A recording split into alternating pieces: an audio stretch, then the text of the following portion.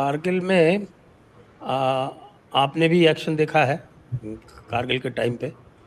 I think you were deployed in the snow leopard brigade in the Gurez sector, और colonel Raina भी diploid थे वहाँ पे। कर्नल रैना, आप कहाँ पे थे? द्रास में?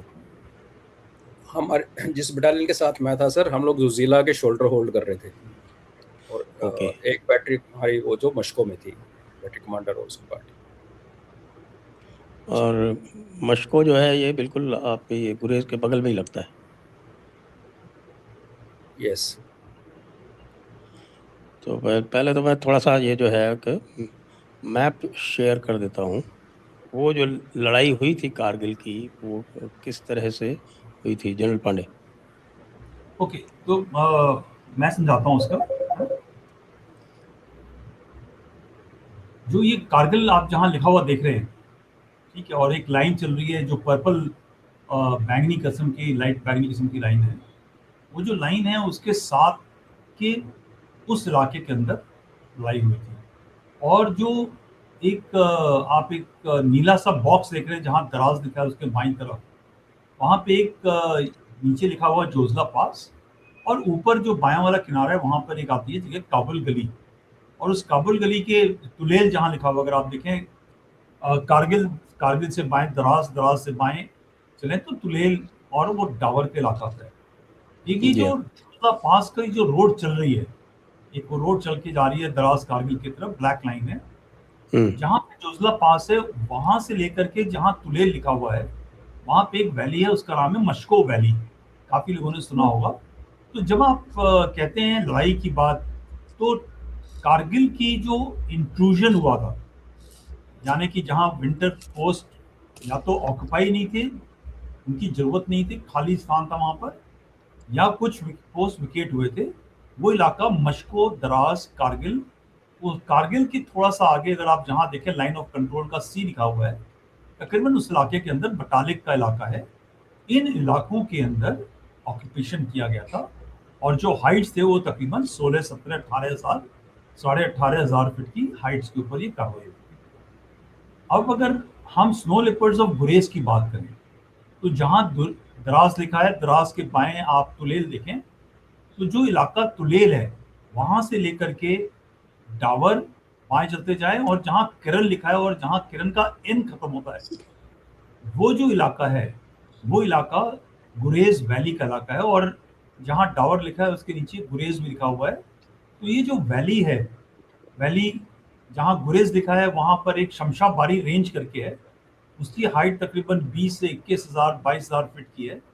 और वो नीचे केजी किशनगंगा रिवर के अंदर जाती है, और उसके किशनगंगा रिवर के नॉर्थ में ऊपर की तरफ एक और रिज लाइन चलती है, कई रिज लाइन चलती हैं। और ये जो बॉक्स है, इस बॉक्स को हम लोग गुरेज वैली कहते हैं।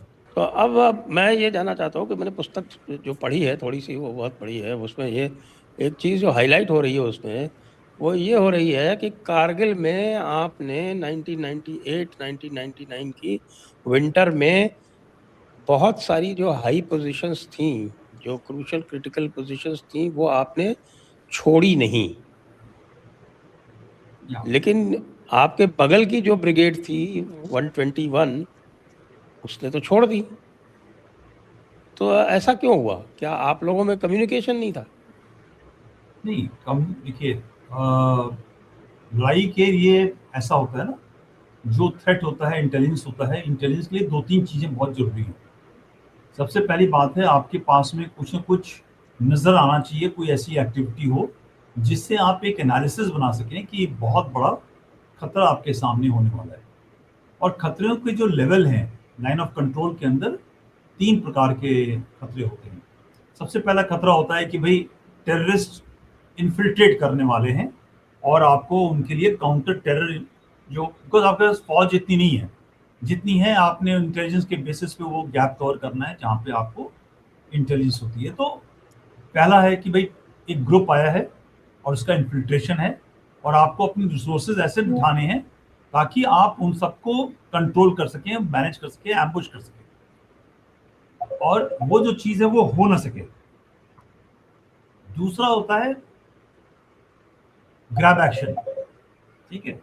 जो ग्रैब एक्शन होता है उसके अंदर क्या प्रॉब्लम होती है कि एक ग्रैब एक्शन के लिए बिल्टअप चाहिए होता है फौज का, और जिसके अंदर अगर इन्फिल्ट्रेशन के लिए 20 टेररिस्ट हैं तो ग्रैब एक्शन के लिए 100, 150 या 200 आदमियों की जरूरत होती है। वो चीज़ें छुप सकती हैं।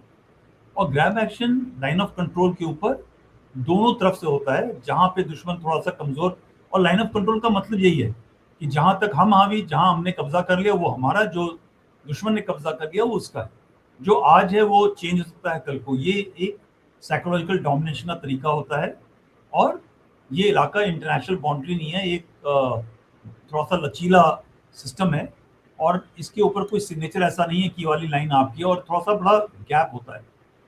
तो ये जो एक्शन होता है ग्रैब एक्शन का, हम दोनों तरफ से करते रहते थे। तीसरा जो लेवल है वो है एक कन्वेंशनल अटैक का।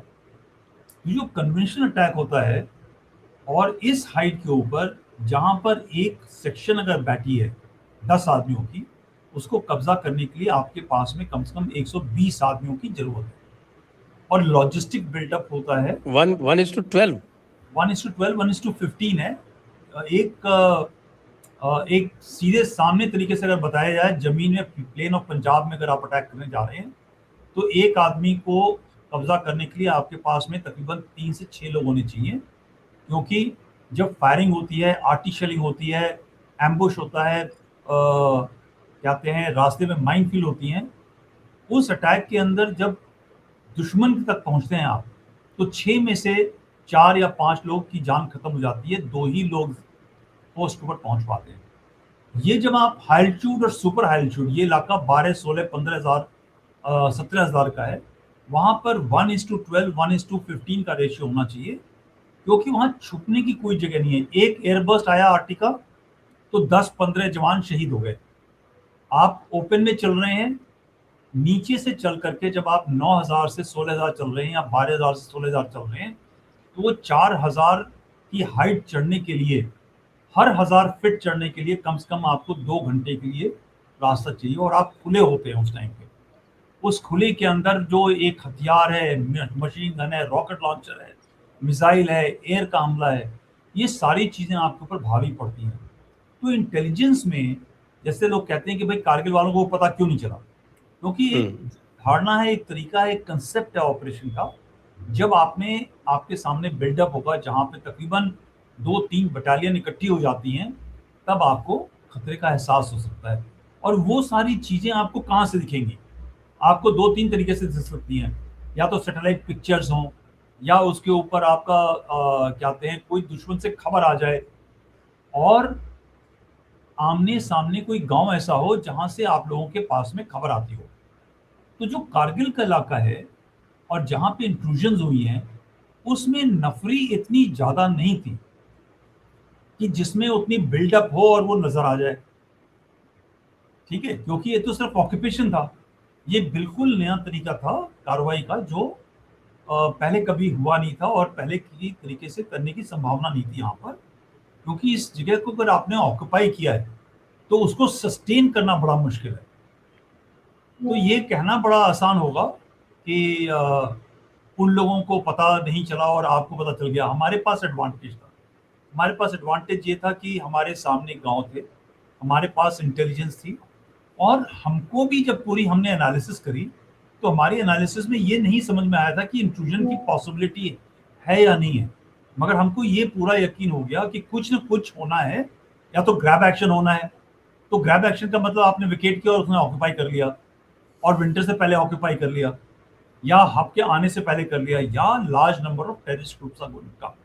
सो हमने उसके बिना पर, उस खबर के बेसिस के ऊपर वो कार्रवाइयाँ करी, और इस चीज़ के ऊपर हमने एक्शन लिया था।